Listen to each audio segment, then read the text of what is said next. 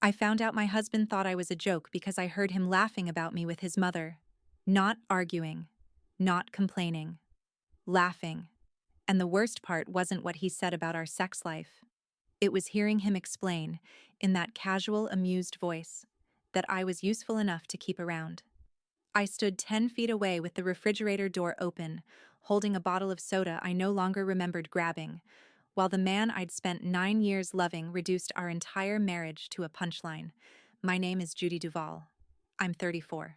Before that night, I probably would have described my marriage as normal. Not perfect. Not miserable. Normal. My husband, Evan, was 32. We'd been together 9 years and married for 6. I was a former college lacrosse player who'd built a solid career as a regional sales manager for a medical equipment company.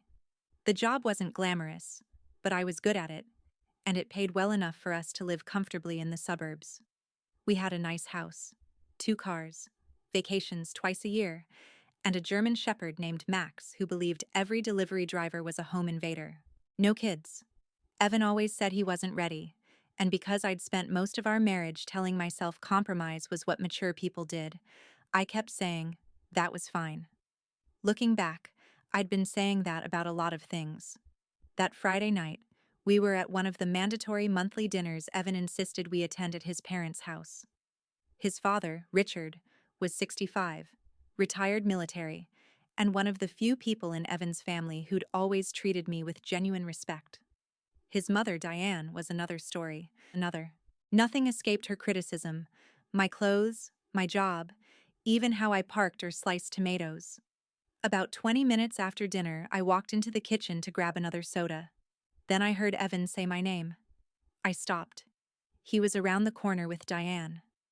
Mom, Judy is honestly such a joke sometimes. Diane laughed. What now? There was a short pause. Then Evan lowered his voice. In bed. My hand froze on the refrigerator door. I swear, half the time I'm just pretending I'm into it so we can finish and go to sleep. Diane laughed again. Not awkwardly. Not nervously. Like this was funny. Like I was funny. Evan. What? It's true. Well, she said, at least you married someone successful. Something cold settled in my chest. Evan sighed. Yeah, I know. Your father and I weren't exactly fireworks every night either. Eventually, you realize stability matters. That's basically what I tell myself. Then he laughed. Sometimes I just close my eyes and imagine someone else. They both cracked up. I didn't move. It wasn't the criticism itself that broke something in me. If Evan had been unhappy with our intimacy, he could have told me. We could have talked. We could have worked on it. What I heard in that kitchen wasn't frustration. It was contempt.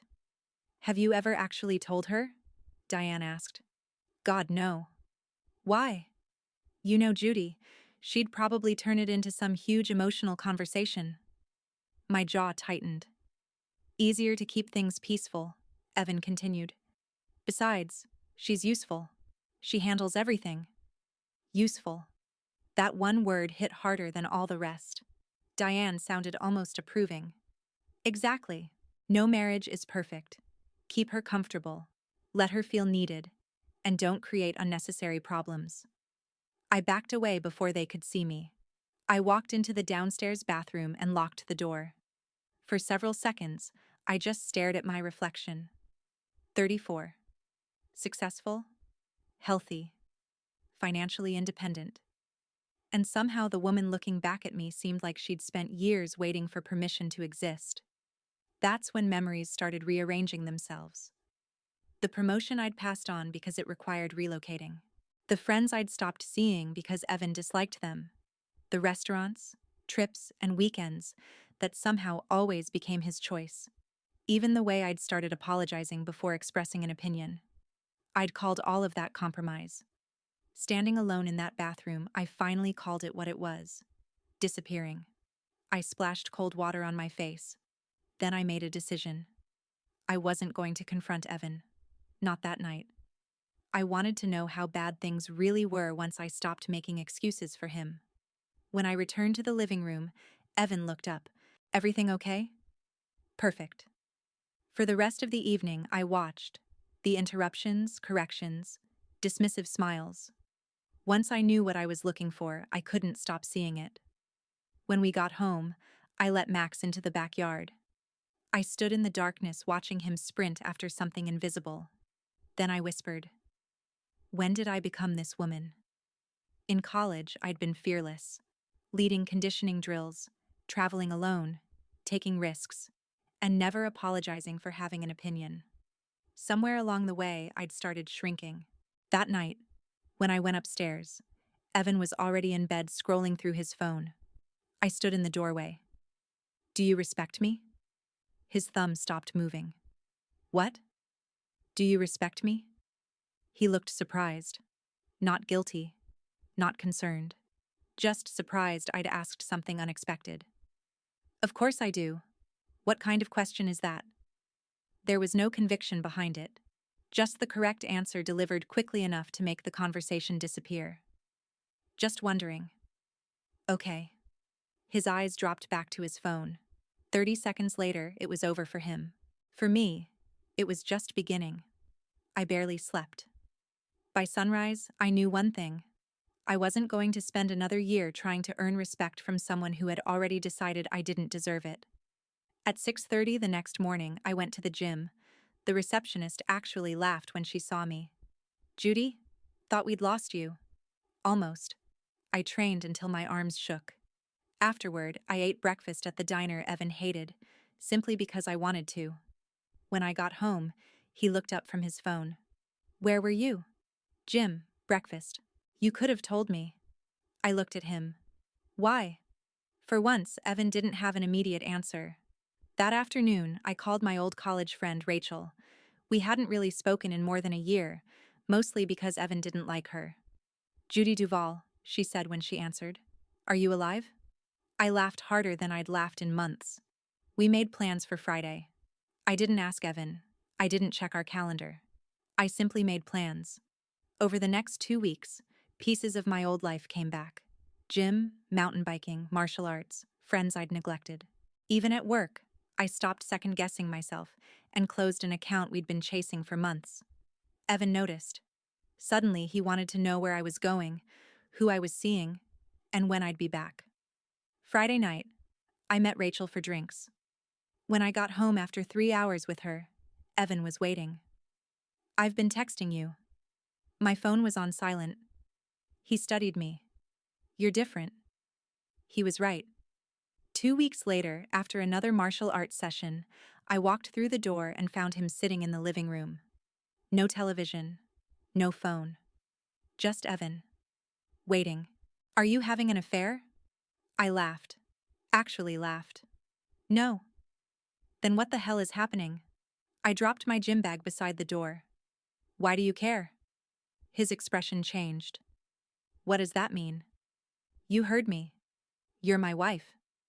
"Am I?" He stared at me. For the last few years, I've felt more like the woman who pays half the bills, fixes problems, and quietly follows your schedule. "That's ridiculous." "Is it?" He opened his mouth. I didn't let him interrupt. "When was the last time you asked what I wanted and actually cared about the answer?"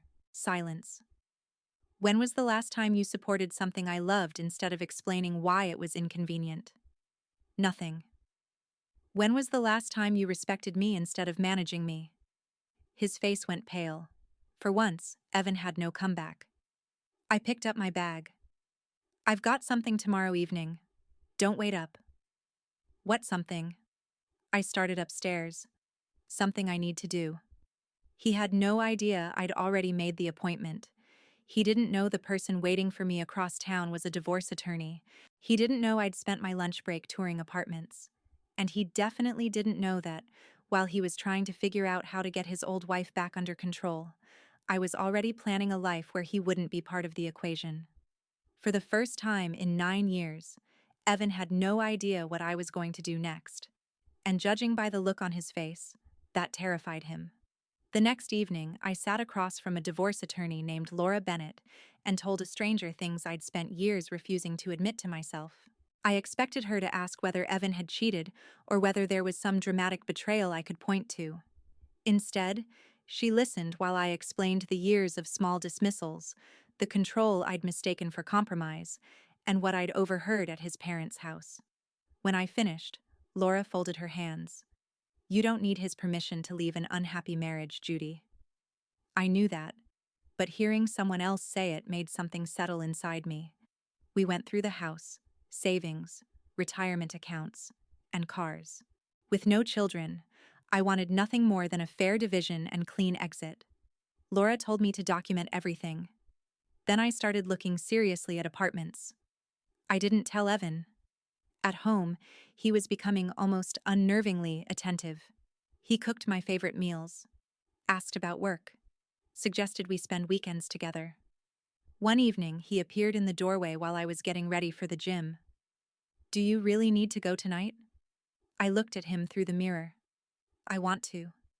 We barely spend time together anymore." That would have sounded reasonable if I hadn't spent years giving up things I enjoyed whenever he decided something else mattered more. "I'll be back later." His jaw tightened. "You're taking this whole independence thing pretty far." I turned around. "Independence thing? You know what I mean." "No." "Explain it." He couldn't. A few days later, I found an apartment across town. 1 bedroom, nothing impressive. But when the leasing agent opened the balcony door and sunlight spilled across the empty living room, I could suddenly picture myself there. No permission, no criticism, no carefully managed peace. I signed a 6-month lease. That night, Evan made dinner. There was wine on the table and music playing quietly. "I thought we could actually talk," he said. I sat down. Maybe some part of me still wanted to know whether there was anything left to save. He reached across the table and took my hand. "I miss you." "Do you?" His expression tightened. "Of course. You're my wife. I love you." Once those words would have been enough. Now I heard them differently. "What do you love about me?" He blinked. "What? What do you love about me that has nothing to do with what I do for you?" "Judy, come on." "I'm serious." He leaned back. "You're kind. You're dependable. You're successful." Dependable. There it was again. "What else?" "You're funny."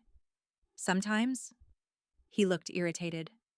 "Why are you interrogating me?" I gently pulled my hand away. I wasn't trying to trap him. I'd hoped he'd say something that proved he saw the person underneath everything I did for him. He couldn't. "Thanks for dinner," I said. I carried my plate to the sink. Behind me, Evan said, "What is happening to us?" I almost answered. Instead, I said, "I think you already know." 3 days later, I came home from another workout and found him sitting in the dark living room. "You weren't at a work meeting last Thursday." I set my keys down. "No. I called your office." That surprised me less than it should have. "So where were you?" I looked at him. "I was looking at apartments." His face changed instantly. "What?" "I'm moving out." For several seconds, he just stared. Then he laughed once, nervously. "Okay. What the hell are you talking about?" "I signed a lease." "You're serious?" "Completely." He stood. "Because I've been asking where you're going? Because I expect my wife to come home?" "No." "Then why?" I looked at the man I'd spent 9 years with. This was the moment I'd imagined dozens of times. I expected anger, maybe satisfaction. Instead, I felt tired. "Because I heard you." His expression went blank. "Heard me what?" "At your mother's house." "Nothing." Then I watched recognition slowly appear. "I heard everything."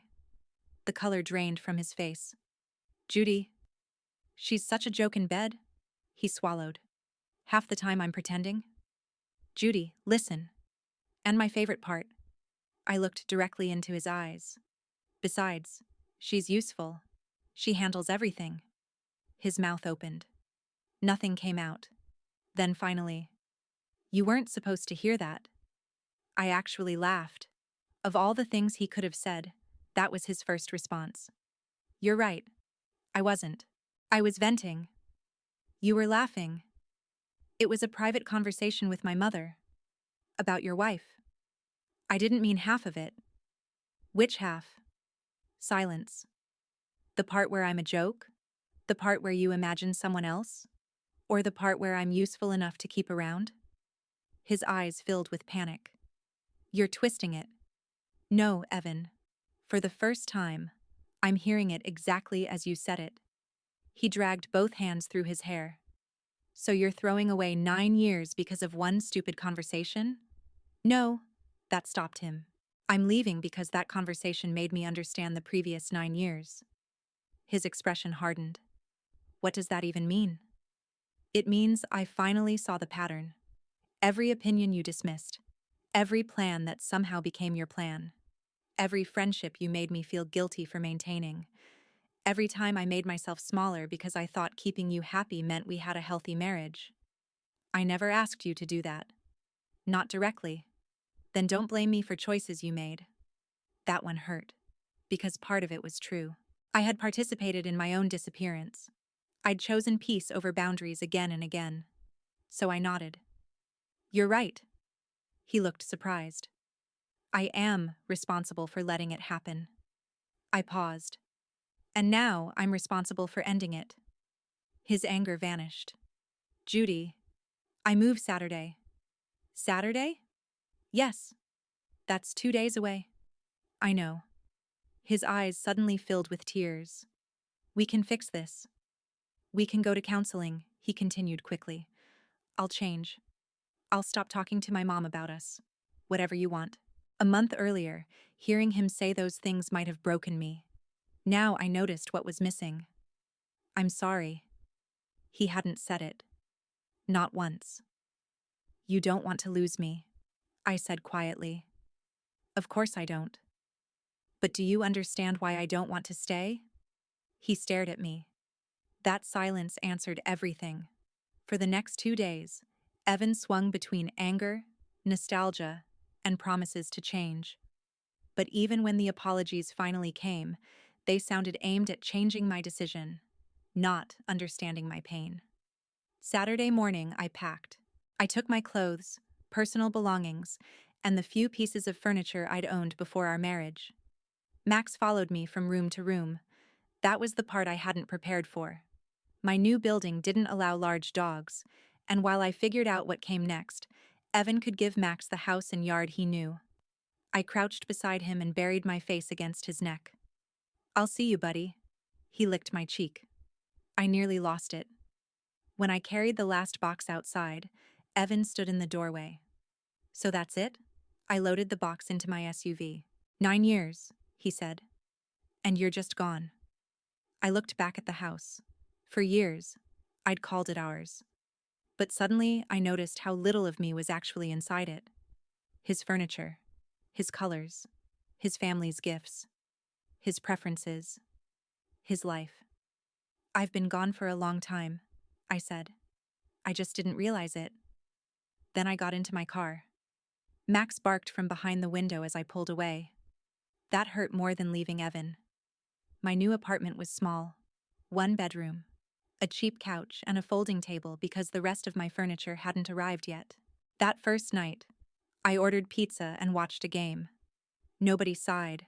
Nobody changed the channel. Nobody needed me to justify why I wanted to watch it. The silence should have felt lonely. Instead, for the first time in years, it felt like peace. And I had no idea that once Evan realized I truly wasn't coming back, the begging would turn into something much more desperate. Evan lasted 4 days before the begging started. At first, it was almost reasonable. Can we talk? I miss you. I know I screwed up. Please come home. Then came the phone calls. Then the long messages about our wedding, our first apartment, the vacations we'd taken, and all the memories he suddenly seemed terrified of losing. I answered only when something involved the house, finances, or Max. Everything else stayed unanswered. A week after I moved out, Evan showed up at my apartment. I still don't know how he got the address. When I opened the door, he looked exhausted. Please give me 10 minutes. You shouldn't be here. I just want to talk. We've talked. No, you talked. You decided everything and left. I almost laughed at the irony. For years, decisions had somehow become his without me noticing. Now that I'd made one for myself, suddenly unilateral decisions were unacceptable. I'm not coming back, Evan. His eyes filled. I apologized. You apologized because I left. What difference does that make? All the difference. He stood there for several seconds. Then his expression hardened. So that's it? You're just going to erase 9 years? I'm not erasing anything. I'm accepting what those years actually were. I closed the door. After that, Evan changed tactics. Mutual friends started calling, some insisting a marriage shouldn't end over one stupid joke. But it hadn't ended because of a joke. The joke had simply shown me what was underneath everything else. Eventually, even Diane called. I almost didn't answer. You've made your point, Judy, she said. No hello. No apology. What point? Evan is miserable. Surely that's enough. Enough for what? For you to stop punishing him. I'm not punishing him. You moved out over a private conversation. A private conversation where your son mocked his wife and you encouraged him to manage me like a pet. Silence. Then she said, You're being dramatic. There it was. The same mechanism. If my feelings created inconvenience, the feelings became the problem. I have to go, Diane. Judy. I hung up. Richard was different. He asked me to coffee, never pressured me to return, and simply said, I've always respected you. If you're sure, that's enough for me. Before leaving, he told me Max still waited by the window around the time I used to come home. That was still the part that hurt. Within 2 months, I moved again. A 2-bedroom apartment with a small office, a balcony, and most importantly, a building that allowed large dogs. Evan resisted at first when I asked about sharing time with Max. But Max had always been ours. And eventually, our attorneys worked out an arrangement while the divorce was pending. The first weekend I brought him to my new place, he spent 10 minutes inspecting every room, then jumped onto my couch like he'd personally approved the lease. I cried into his fur that night, not because I wanted my marriage back. Because for the first time, my new life actually felt complete. 6 months after I moved out, the divorce was final. Evan kept the house, I kept my retirement accounts, and we divided the remaining assets. By then, I was mountain biking again, close with Rachel, and had earned a promotion. I wasn't becoming a new woman. I was meeting the old one again. Evan continued reaching out occasionally. One night, months after the divorce was finalized, he called. I almost ignored it. Then I answered. Hey. His voice sounded smaller than I remembered. Hey. A long silence followed. Then he said, I really messed this up. I didn't respond. I thought you'd always be there. That sentence told me more than every apology before it. Not, I didn't appreciate you. Not, I hurt you. I thought you'd always be there. Predictable. Useful. Permanent. I know, I said. He was quiet for a moment. Then, I keep thinking if I hadn't said those things to Mom, we'd still be married. No, he sounded surprised. No? If I hadn't heard you, maybe we'd still be married. That's different. Silence. The problem wasn't that you said it, Evan. The problem was that you believed enough of it to say it so easily. He didn't argue.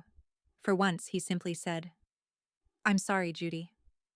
And for the first time, I believed he meant it. But an apology can be sincere and still arrive too late. I hope things get better for you, I said. Then I ended the call. 2 months after the divorce, I met Daniel, a physical therapist who shared my love of mountain biking. We started dating slowly, and what surprised me most was how ordinary respect felt with him. Months later, he told me, You're comfortable with yourself. You know who you are. A year earlier, nobody would have described me that way. Now I knew he was right. I looked around at the life I'd rebuilt. My bike near the balcony, Max asleep beside the couch, pictures of friends on the wall, work awards in my office. Nothing dramatic. just pieces of a life that actually belonged to me. Evan had thought the woman he married was predictable enough to manage. For a while, he'd been right. But the biggest mistake he made wasn't laughing about me with his mother. It was believing I'd keep accepting a life where being useful mattered more than being loved. I didn't leave to make him beg. I didn't rebuild myself to make him regret losing me. And I didn't need another relationship to prove I had value. The real victory was much quieter than that. One humiliating conversation forced me to see how far I'd disappeared inside my own marriage, and once I finally found myself again, there wasn't a single apology in the world that could convince me to disappear twice.